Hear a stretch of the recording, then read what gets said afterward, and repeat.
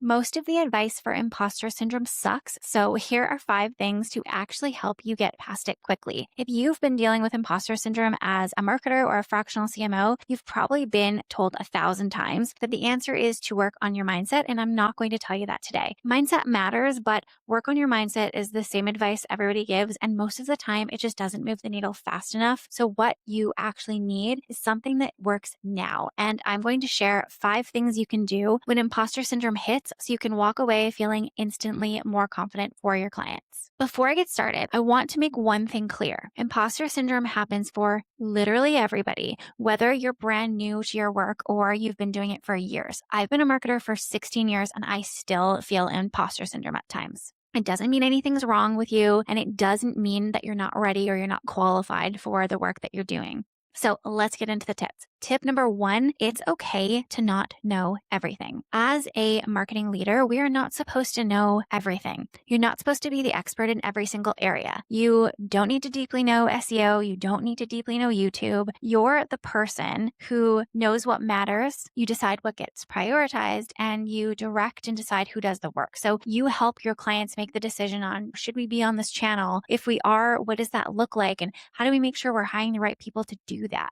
It's going to happen. It's so common. It's unrealistic for a marketer to think as a CMO that you're going to know everything. So you're going to run into things you don't know. And the best thing you can do is be honest about where your limitations are. Because when we pretend, that people can see through that and it erodes trust. So you might be sitting there thinking, do I say, I don't know, and just leave it at that? No, I will give you a script. So what you're going to do is you're going to say something like, oh, I'm not sure about that. This is how I would think about it. Or, you know what? I'm not sure, but I have a person over here that I can ask. And essentially, we want to approach this as, it's okay that I don't know this, and this is how I would tackle it. This is how I would think about it. If you're a marketer and you've been doing marketing for any amount of time, chances are you know a lot more about marketing and you have a chance at making much better decisions than your clients do without you. So it's really standing in the confidence of our own expertise and knowledge and saying, this is how I would tackle this problem.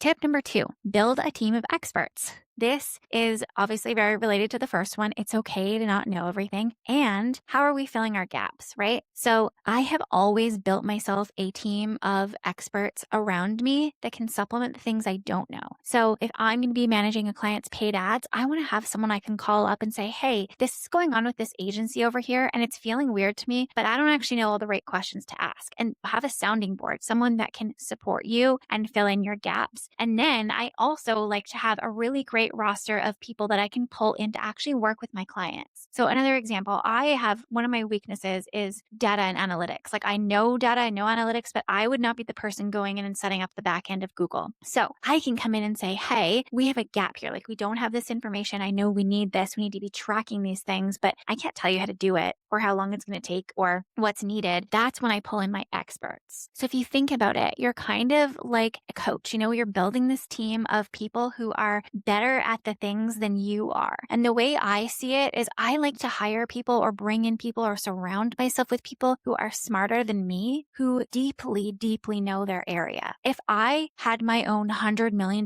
company, I don't want to know everything. What I would do is I would hire the person who deeply knows YouTube. Like they eat, sleep, and breathe that every single day. Same thing with ads, same thing with SEO. I really want deep functional experts so that they can tell me what we need to do on a detailed, granular level.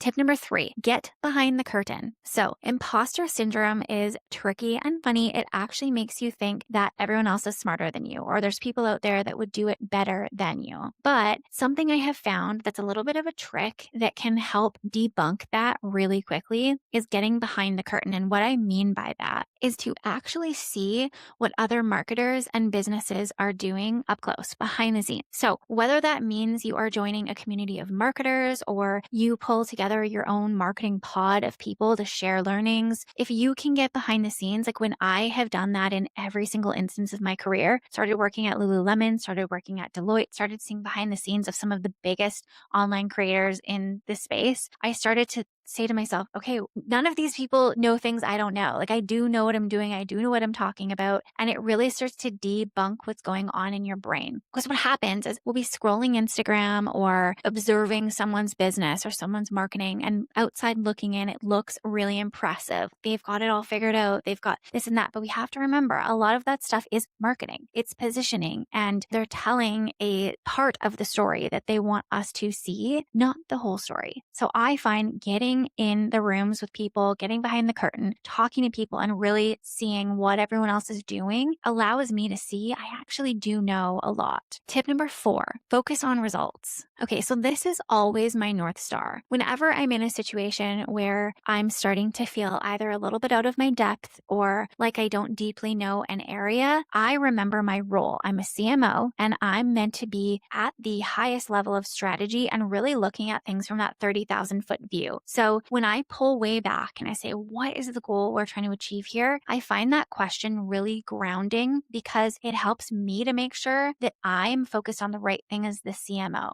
that I'm sharing that with the team. So let's just say, for example, I have a client who wanted to do YouTube and I don't deeply know YouTube. As long as I am grounded in the goal, why are we doing YouTube? Oh, because we want to grow our audience, meaning our email list. And then we want to be able to sell our offers to that audience. Okay, great. So I can have some ideas around that. But what I'm going to actually do is bring in a strategist and say, here are your KPIs. Tell me how you're going to do that. As a marketer, you're going to have ideas. And again, you probably do know more than you're giving yourself credit for. But find when we're focused on results and we are sharing what the goal is with the team, it allows us to remember that we don't actually have to get into the granular stuff, like the literal YouTube end screen and the playlists and the keywords and the shorts, like this, all the details. That is not even what we do. It's really just the overarching big goal. So focusing on results and making sure that you're clear on what success looks like, the team is clear on what success looks like, and you're spending your time on what matters.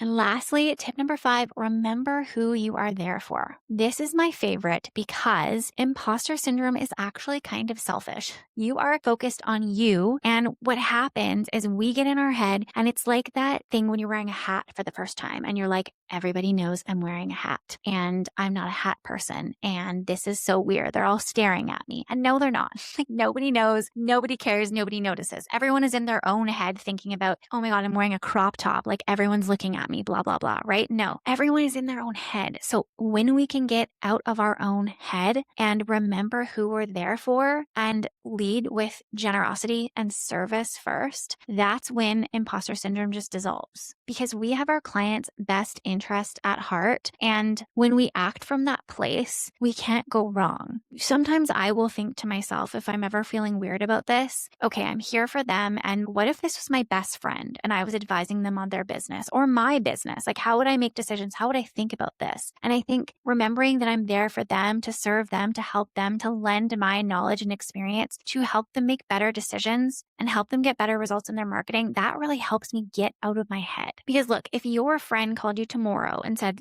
I need help, I need a strategy for my business, I need your help, you wouldn't sit there worrying about how smart you sound or are you perfect? Do you know the right things? You would just start digging in. You'd ask the right questions, you'd give them your honest advice, and you'd help them as much as you can. Connect them with the right people. That's the energy we want to bring to our clients, is being focused on them, not worrying about ourselves. Okay, so I hope those 5 tips help. And I want to remind you that imposter syndrome is not something that you grow out of. It's actually something that crops up for everybody. Again, I have been in marketing for 16 years and I literally got it the other day. It is so normal, and you don't beat it by just taking yourself out of the game and saying, oh, I'm not qualified. Don't do that. I will lecture you. Don't do that. You handle it by admitting what you don't know, building a team that fills your gaps, getting behind the curtain, really seeing what's going on, focusing on results, and remembering who you're there for. If you want to go deeper on any of this, I talk about all of this inside Fractional CMO School, where I share my frameworks on how I've built my business, how I've built my community of experts, how I work with clients, and everything in between.